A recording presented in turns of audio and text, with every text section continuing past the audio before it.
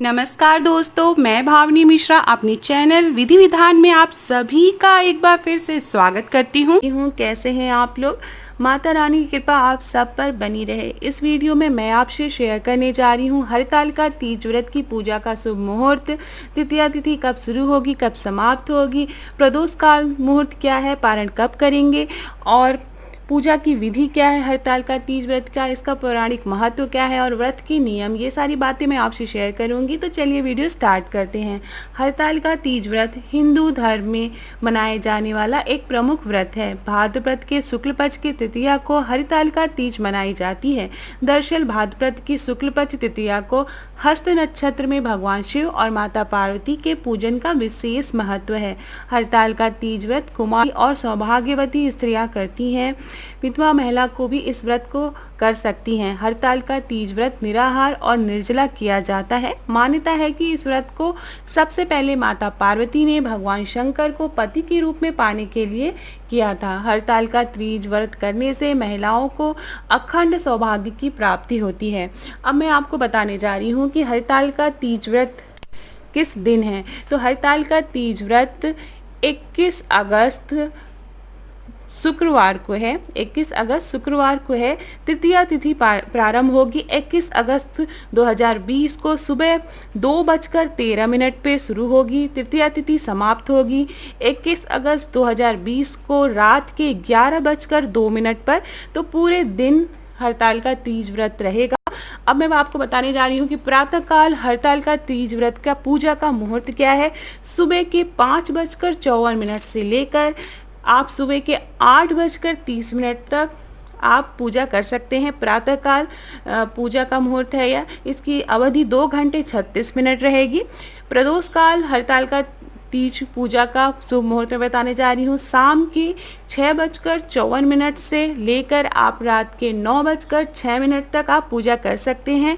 ये प्रदोष काल मुहूर्त है। ज़्यादातर स्त्रियाँ प्रदोष काल मुहूर्त में ही तीज व्रत की पूजा करती हैं। इसकी अवधि है 2 घंटे 12 मिनट। 2 घंटे 12 मिनट अवधि है। हमें सबसे पहले चाहिए शंकर पार्वती की मूर्ति। ये गंगा जी की मिट्टी की बनी होती है। अगर आपके पास नहीं है तो आप शंकर पार्वती और गणेश जी की फोटो ले सकते हैं पूजा के लिए। रोरी, हल्दी, अक्षत, चंदन, सिंदूर, आप अपनी सिंदूरिया भी ले सकते हैं। चढ़ाने के लिए कपड़ा, आप साड़ी चढ़ाना चाहें साड़ी चढ़ा सकते हैं। पान, धूपबत्ती और श्रृंगार का सामान आपकी इच्छा पे है। आप कोई भी श्रृंगार का सामान, मेहंदी है, चूड़ी है, कंगन है, सिंदूर है, आप वो चढ़ा सकते हैं। कोई मीठी चीज़ अगर आप अपने हाथों की बना सके तो बहुत ही अच्छा है। मोस्टली लोग गुजिया बना के चढ़ाते हैं, घर में गुजिया बना के चढ़ाते हैं। हरतालिका तीज व्रत की ये किताब और शंकर जी को पूजा के लिए हमें बेलपत्र, बेल, फूल, माला, मंदार की माला, कुछ भांग के पत्ते, समी का पत्ता, गणेश जी को चढ़ाने के लिए धूप और मंडप सजाने के लिए केले के पत्ते की ज़रूरत पड़ती है। तो इस तरह से फूल माला चाहिए। तो ये है हरतालिका तीज व्रत की पूजन सामग्री। तो चलिए पूजा शुरू करते हैं। सबसे पहले एक चौकी लेंगे और उस चौकी पे हम स्वच्छ कपड़ा बिछाएंगे। आप पेपर भी बिछा सकते हैं। फिर उसे गंगा जल से शुद्ध करेंगे, आचमनी करेंगे। फिर हम वहाँ पे मूर्ति स्थापित करेंगे। अगर मूर्ति नहीं है तो आप फोटो भी ले सकते हैं जिसमें शंकर पार्वती और गणेश जी हों। बहुत से लोग मंदिर में पूजा करते हैं, तो मंदिर में भी पूजा करने की विधि यही है। मंदिर में अगर मूर्ति में पूजा कर रहे हैं या फोटो पे पूजा कर रहे हैं, सबसे पहले गणेश जी की पूजा करेंगे, जल चढ़ाएंगे, फिर कुमकुम लगाएंगे, हल्दी लगाएंगे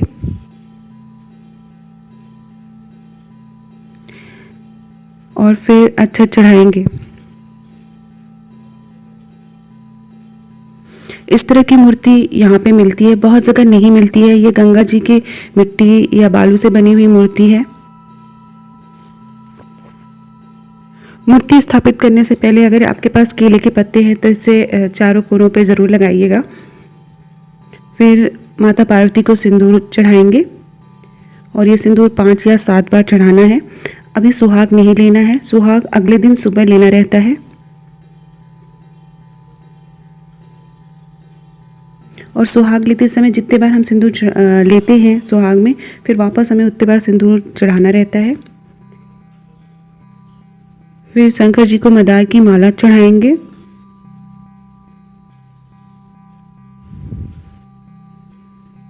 पुष्प अर्पित करेंगे।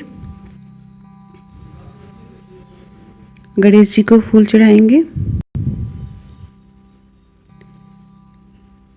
और शंकर भगवान जी का मोरा भी मिलता है सर में लगाने के लिए, तो आप वो भी चढ़ाएंगे।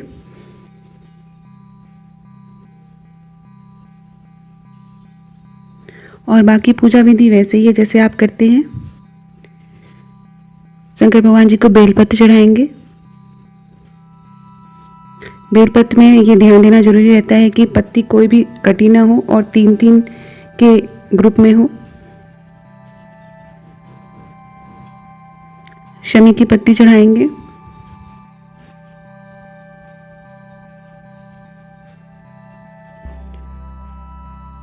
गणेश जी को धूप चढ़ाएंगे। फिर शंकर भगवान जी को भांग की पत्ती चढ़ाएंगे, बेल अर्पित करेंगे। तो शंकर भगवान जी को जो भी चढ़ता है, अगर आपके आसपास मंदिरों के आसपास मिलता है भगवान जी को चढ़ाने का, तो आप वो सारी चीज़ें चढ़ाएंगे। ये भांग की पत्ती है। और सच्चे मन से भगवान की पूजा करनी है। पूजा की विधि कोई भी हो, बट हम जब सच्चे मन से पूजा करते हैं तो वो फलीभूत होता है। कपड़ा चढ़ाएंगे, आप साड़ी भी चढ़ा सकते हैं।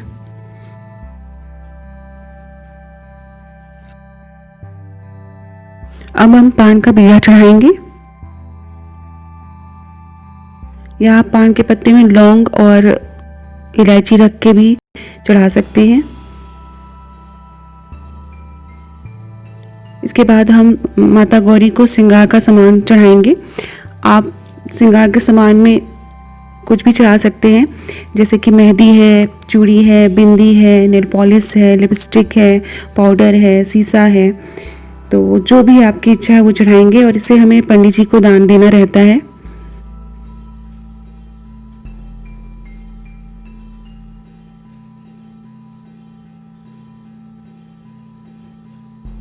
फिर फल फूल चढ़ाएंगे। क्योंकि तीज का व्रत है तो हम फल 3-3 के ग्रुप में चढ़ाते हैं।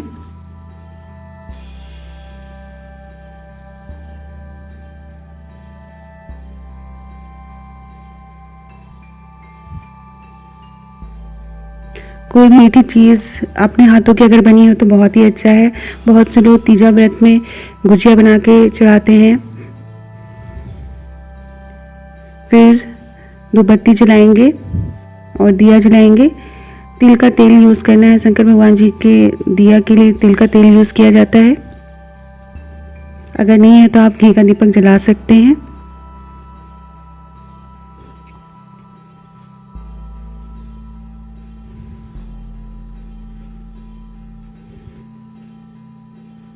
और घी का दीपक जला के रखेंगे और इस तरह से धूपबत्ती से आरती करेंगे। फिर हम हरतालिका तीज व्रत कथा पढ़ेंगे। अगर आप मंदिर गए हैं तो वहाँ पे पंडित जी पढ़ते हैं, और अगर आपके पास बुक नहीं है तो मैं एक वीडियो बनाऊंगी जिसमें हरतालिका तीज व्रत की कथा होगी। उसका डिस्क्रिप्शन बॉक्स में मैं लिंक डाल दूंगी, आप वहाँ से देख सकते हैं। ये देखिए, इस तरह की पुस्तक आती है, हरतालिका तीज व्रत कथा। ये ज़रूर पढ़ना रहता है। उसके अलावा इसमें कुछ मंत्र दिए हुए हैं, आप उसको भी पढ़ सकते हैं। और इसके बाद जब व्रत कथा हम पढ़ लेंगे, उसके बाद हम गणेश भगवान जी की आरती करेंगे। फिर शंकर भगवान जी की आरती करेंगे, फिर माता पार्वती की आरती करेंगे। और इसमें आप घर के सभी सदस्यों को शामिल ज़रूर करें और माता पार्वती से और शंकर भगवान जी से अपने पति की लंबी आयु के लिए विनती करेंगे। अब मैं इस व्रत के कुछ नियम बता रही हूँ। सुबह प्रातःकाल 4 बजे से पहले उठना है और कुछ जल ग्रहण करना है तो आप कर सकते हैं। फिर निराहार निर्जला व्रत रखा जाता है, रात्रि में जागरण किया जाता है और अगले दिन इसका पारण होता है। अगर आप गर्भवती हैं तो आप फलाहार कर सकती हैं और पानी पी सकती हैं, लेकिन उसके अलावा जो भी व्रत रहता है उसको निर्जला व्रत ही रखना रहता है।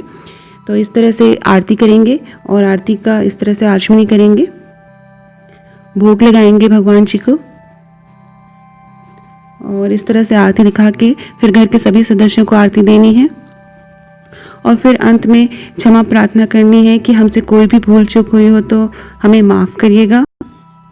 और माता पार्वती से, शंकर भगवान जी से और गणेश जी से अपने पति की लंबी आयु के लिए और घर के सभी सदस्यों को सुरक्षित रखने के लिए विनती करेंगे। ये बहुत ही कठिन व्रत होता है और ऐसा माना जाता है कि माता पार्वती ने शिव जी को प्राप्त करने के लिए यह व्रत किया था, तो इसकी बहुत ही मान्यता है और सच्चे मन से इस व्रत को करना चाहिए। मैंने जैसा कि बताया कि पूजा की विधि कोई भी हो, आप अगर सच्चे मन से भगवान को याद करते हैं तो वो आपकी प्रार्थना ज़रूर सुनते हैं।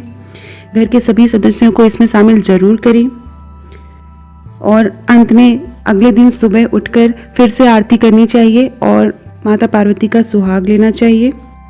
अगर आप 7 बार सुहाग लेंगे तो वापस 7 बार सिंदूर डालना चाहिए और एक चूड़ी और बिंदी ज़रूर लगानी चाहिए।